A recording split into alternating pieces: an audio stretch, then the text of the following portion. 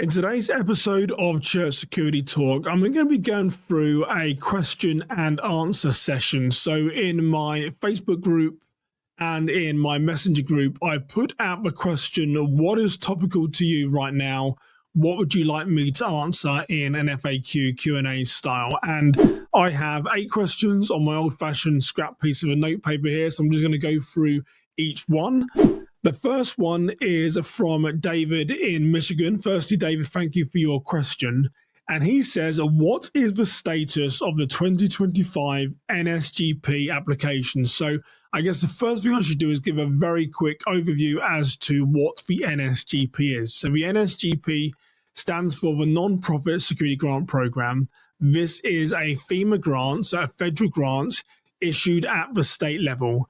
And it gives your state the ability to award you up to $150,000 for security enhancements if you've had a vulnerability assessment completed and those vulnerabilities are inside that assessment. You can ask for the mitigation strategies, i.e. the cameras, access control, emergency plans. With the changing of the government and with a lot of uncertainty surrounding FEMA, what is FEMA going to become? Is this grant going to be around? So where are we now in 2025? So the first thing I say to people is that President Trump did not get rid of this grant during his first term in office. So George Bush Jr. started this grant in 2004, and Trump didn't get rid of it the first time. So that is a good sign. Secondly, I'm talking to a lot of the SAAs, the State Administrative Agencies, SAA.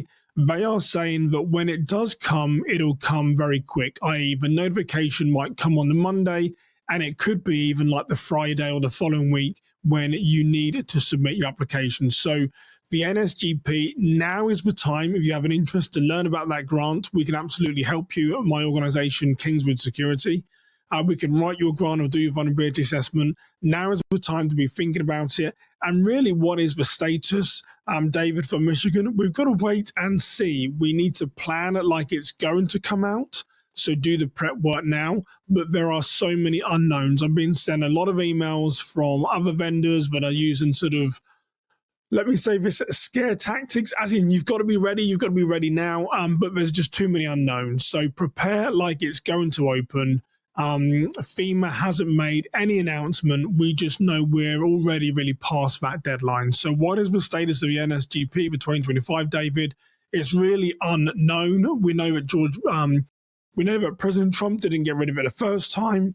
We know it's a terrorism and extremism grant, so I would just plan business as normal.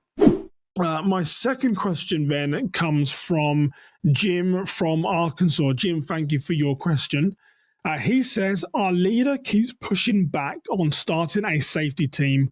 What have you found that works? Well, Jim, you allowed me to give a bit of a plug of my book here, How to Talk to Your Leader About Church Security. I wrote that in 2023.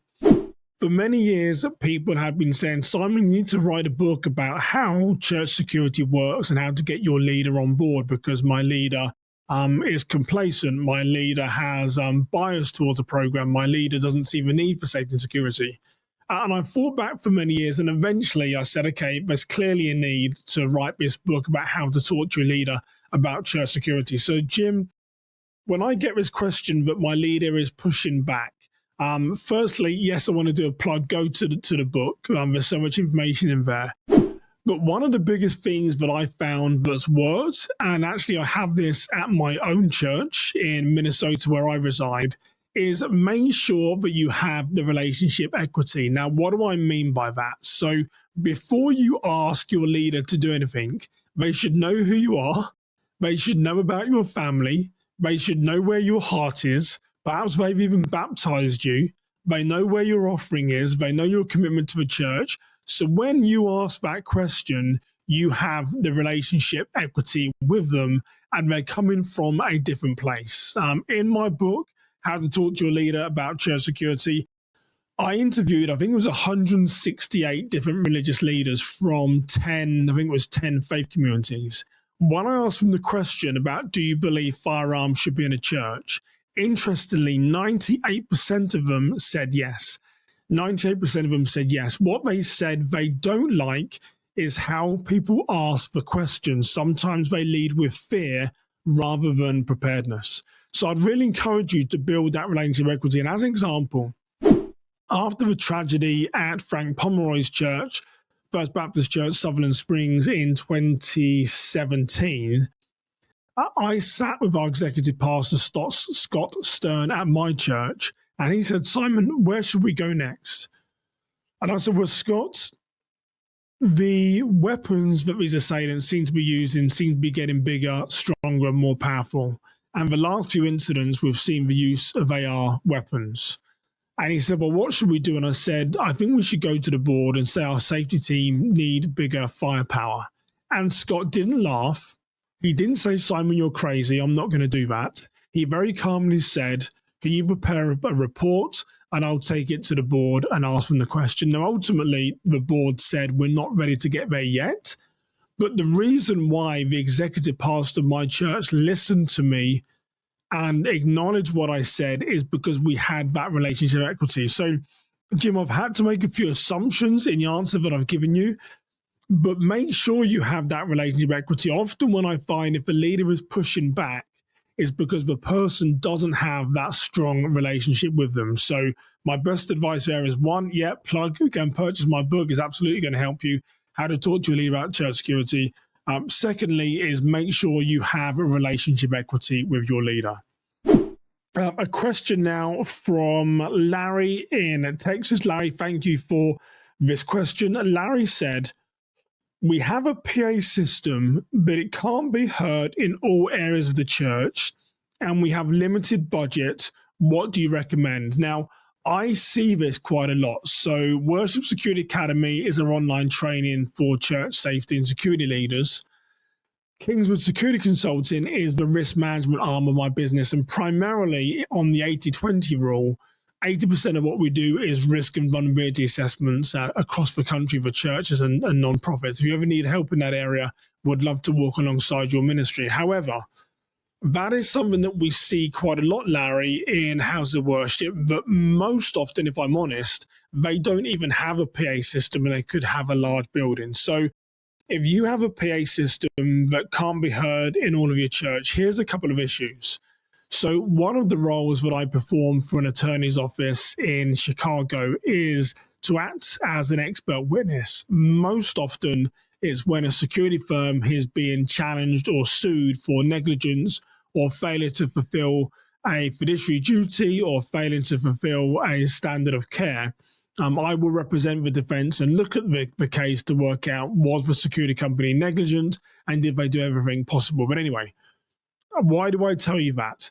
The reason being, the trend that I see where all these lawsuits generally start is a failure to perform a duty of care. So whether that's a strip mall, whether that's a restaurant, a bar, a community center, whatever it is, the first point of contact is that the deceased family, the person that has been hurt in some way, the first thing they say is, "You didn't keep me safe. You didn't tell me that there was danger."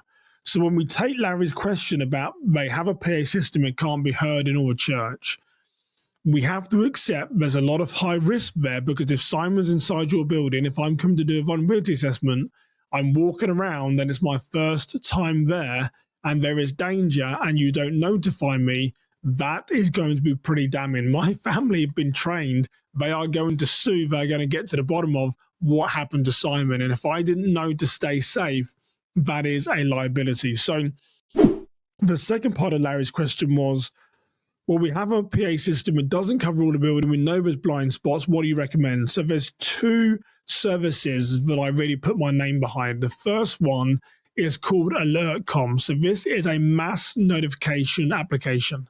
You download it on your phone. They do a great price for churches, a monthly subscription. It allows the user to select, there is a lockdown, there is severe weather, the button goes to 911, there is a medical, all these different buttons. You can pre-program the buttons to whatever you want them to be, and it's an application on your phone. The great thing about AlertCom is if you're an organization that has a lot of visitors, such as a church, you can give limited access to volunteers and members of your congregation. Now, you don't want everyone in your congregation to be able to press a button and then that button goes through to 911 or says there's a medical or put the building in lockdown. However, you might want them to receive messages, but only in one direction. So that is what I love about AlertCom, is that it's fairly affordable. It's a monthly subscription. I'll put a link below. I would happily connect you to the sales team there at AlertCom.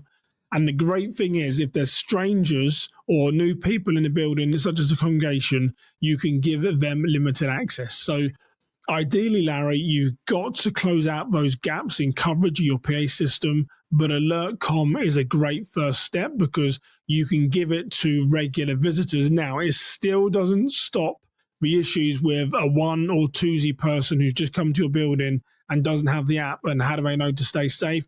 But at least it starts to mitigate your liability. And there's so many great features with it. You can upload your emergency operations plans. As I mentioned, you can predetermine your buttons. The second one that I'd encourage you to look at is an organization called Push Pulse. I know both the owners of both these companies are faith-led organizations. Very similar to AlertCom, gives you a selection of buttons, Larry, that you can push, and then you can notify people. But again, very similar. They don't necessarily I guess they do mitigate in some way a visitor to your facility, but you're still left with the issue of how do you notify everyone inside the building that they need to go into lockdown and stay safe. But there are definitely two good features, Larry, that you can change, but you can try it again, AlertCom and Push Pulse. I slightly favor AlertCom because it has geotagging within the feature, which is super cool to actually know when someone presses the button from his phone roughly where he is inside the building. So thank you for your question, Larry. Great question here now from Mike from Wisconsin. Mike says, what qualifications are you using for church security shooting qualifications?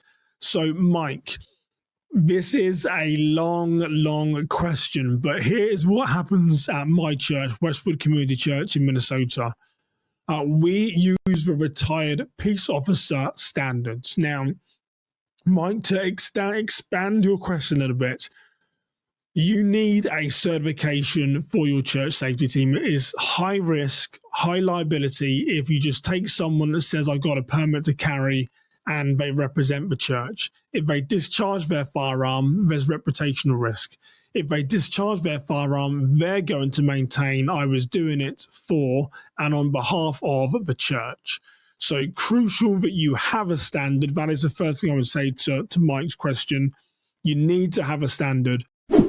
Second, the standard should be quite reasonable. Now, the Retired Peace Officer Associations, I'm not going to go and get into sort of what the shooting accuracy is. By all means, you can go online, just Google Retired Peace Officer Association shooting certification, and you'll see the standards. But these are guys and girls primarily that are volunteers. So if you try to maintain them to law enforcement standards, no one has the time, budget to do thousands upon thousands of hours of shots down the range to enhance their skills. So, unless you've got retired military or law enforcement, there's always going to be this lower standard threshold for a church safety team. So to add on to a question, Mike, I would say you've got to be realistic for sure. You've got to create the standard, and then finally, what gets measured gets managed. My good friend Carl Chin always says this: what gets measured gets managed.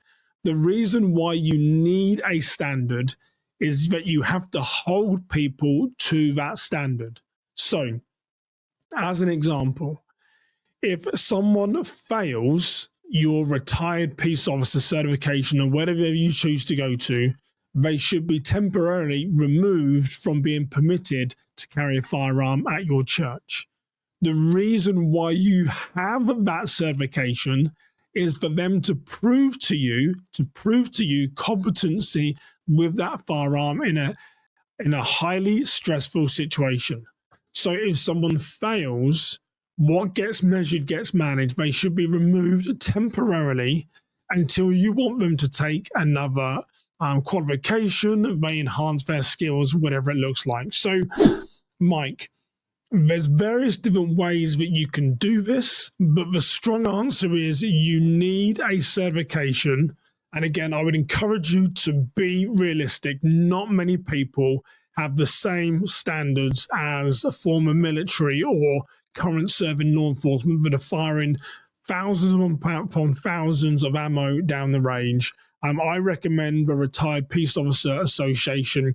But remember, why you're doing this, Mike, is you're holding them to a standard. So make sure whatever standard you choose, if people fall outside that, you're going to temporarily remove them until you do one of two things: that they recertify and pass, or you give them the training to be successful. So hopefully, Mike, that answers your question. Next question is from Jim in Texas. I like this question.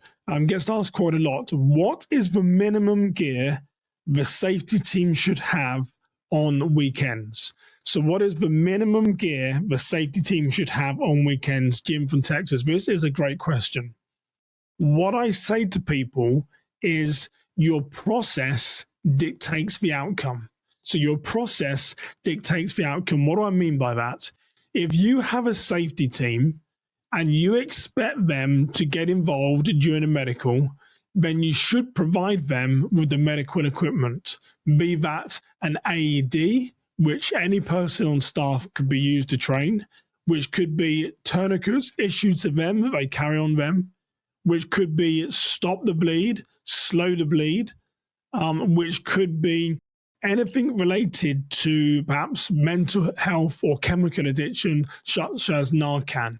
So if you're going to ask someone to get involved in a medical, you need to give them some of those things that I've mentioned so that they can then respond.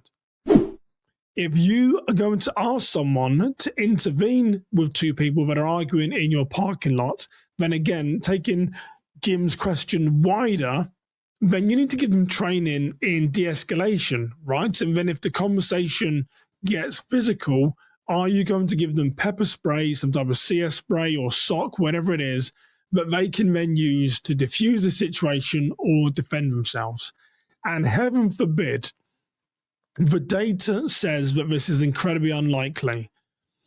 But heaven forbid that day of evil comes like it did at the AME Church in Charleston, South Carolina in 2015, or the First Baptist Church, Frank Pomeroy's former church, 2017, where 26 people lost their lives.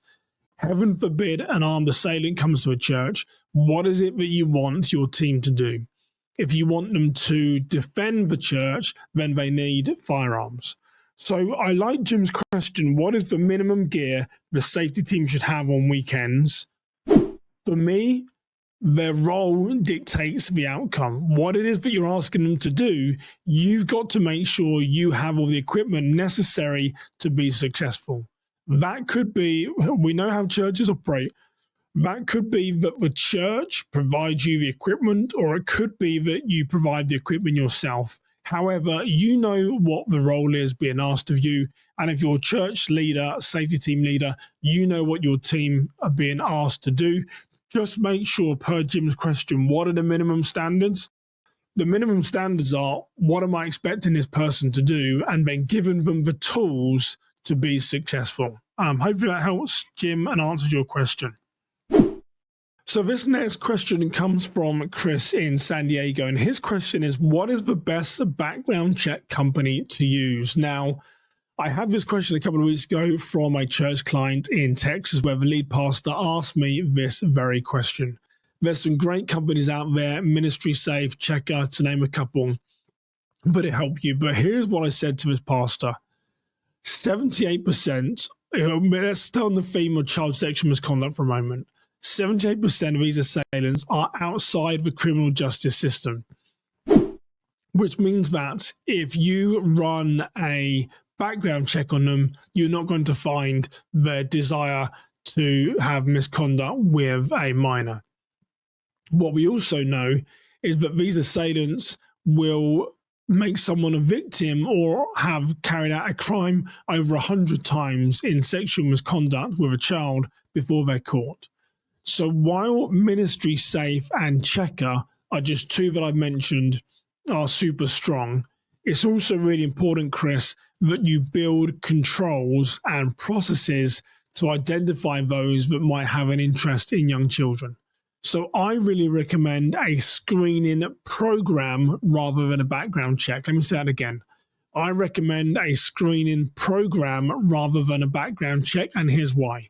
Because you're going to do the criminal background check and it might come back as negative, but you're going to say to Simon, we know you have an interest in working with children's ministry.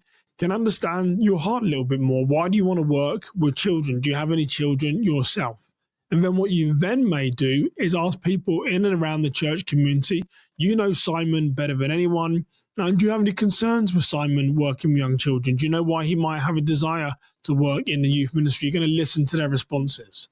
So we're going to do interviews. We're going to ask questions.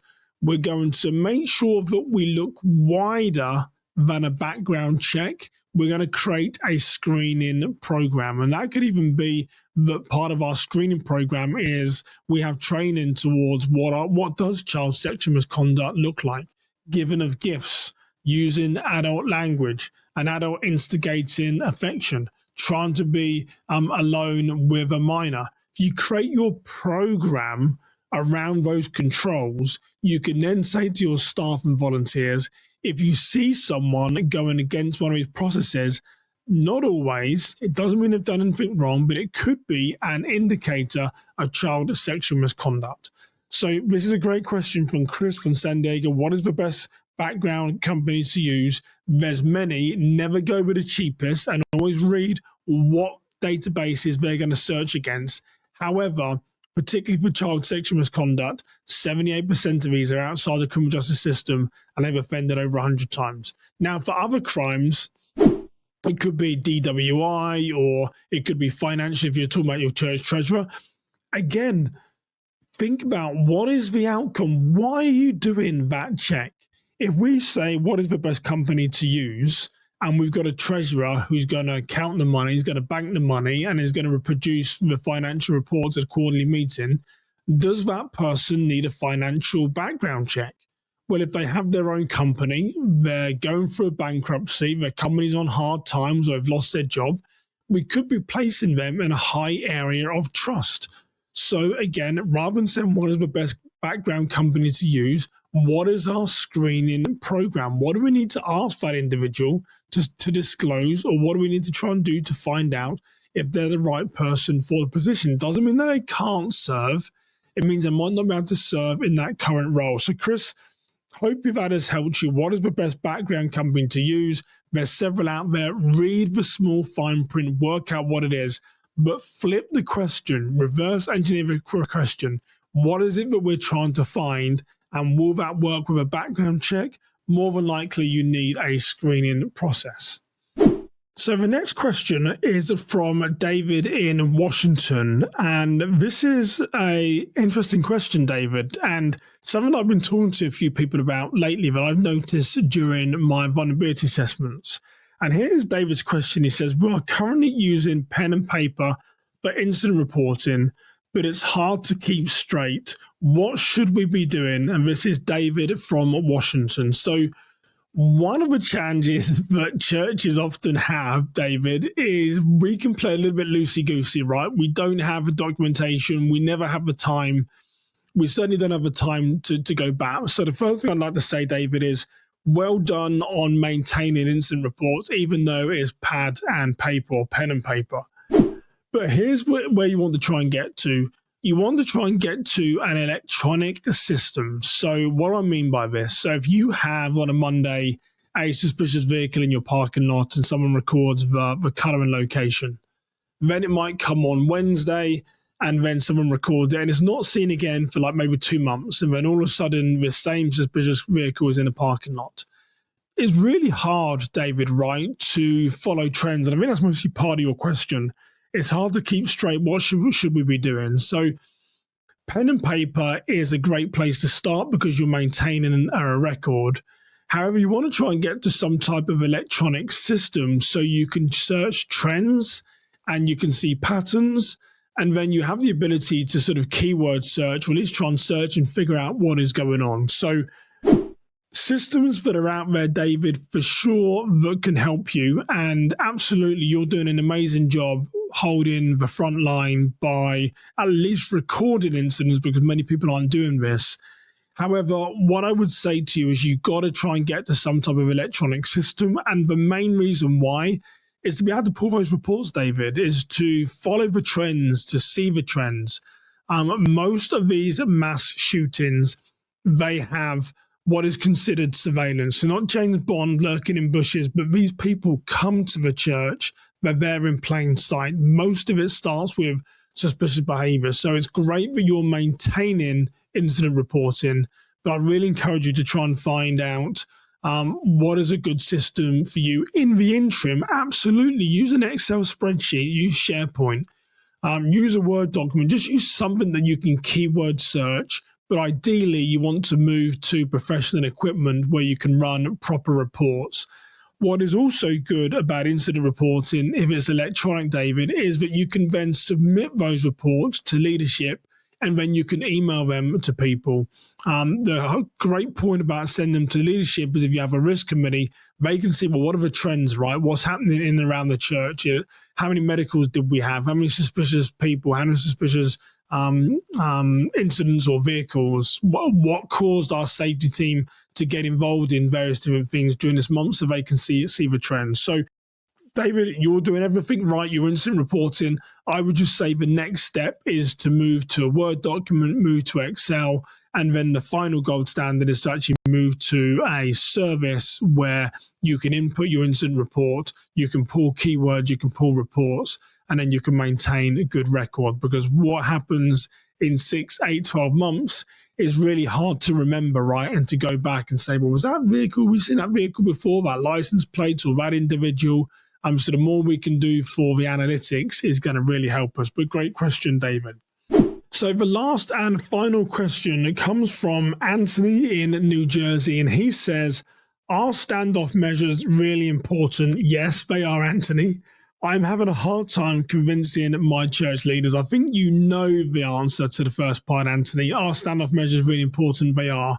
And you're having a hard time convincing my church leaders. Now, I'm going to do another video on this, but there was an incident in Minnesota last week where a school bus veered off the road and went into the play area of a church. That resulted in 3 young children, I think they were like 2 or 3 years old, going to hospital. No one wants to see that.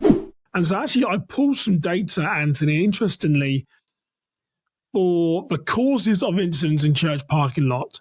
41% were pedal error, 17% loss of control, 11% medicals. That's 69% of all incidents where vehicles go inside a church vehicle. 69% are caused by things that could happen to anyone. Pedal error, loss of control, medical. So it's absolutely important. Now, for your leaders that are not necessarily being convinced, Anthony, I'm a great believer when it comes to church leaders. I like to try and reverse engineer and say to them, what is it? Get to the root cause analysis. What is it that they don't like? Is it the fact they don't believe that vehicles are crashing into churches? Well, you can Google, you'll find extensive data like I did. And actually, we're going to do this other video, but I'll personally send you, Anthony, to review.